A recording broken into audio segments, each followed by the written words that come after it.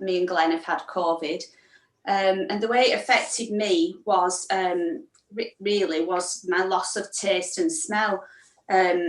But it was a bit strange because it wasn't like loss of taste and smell when you have a cold where it's just partially gone.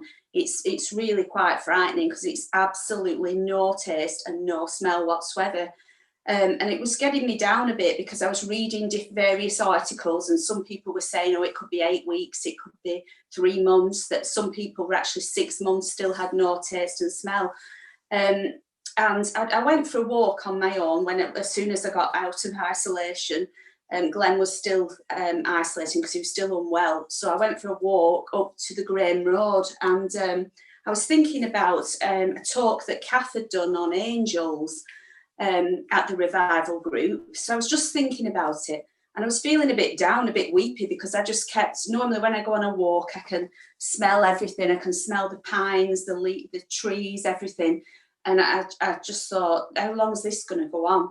And as I was walking down from the Graham Road, down this little dirt track, I was thinking about Kath's preach, and I suddenly felt, and it was almost like a really supernatural experience, that I was walking down, but actually marching. I started to march with a whole load of angels, and it was like I could see them. They were really tall, but they were like men, really giant men, and they were behind me, at the side of me, and in front of me, and they were just, I couldn't see what the clothes they had on, but they were so white and bright, radiating this light. And the ones in front of me, I could see like the hair, it was almost like feather light going down the back.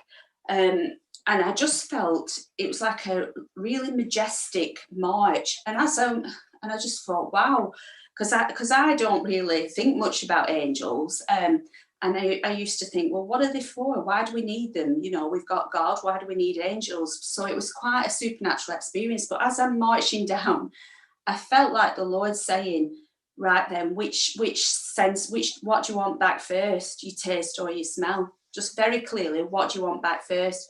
And I just said, well, I want my taste back.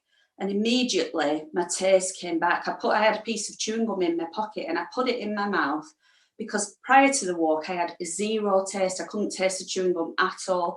I put it in my mouth, and straight away I had 100% taste, and it was quite overwhelming, really. So when I got back to the house, I bought a coffee machine over the lockdown. I made a coffee because I couldn't even have a coffee or anything, because I just couldn't taste anything. It was like everything had been stripped from me, and I could taste it fully, 100%. So it was miraculous.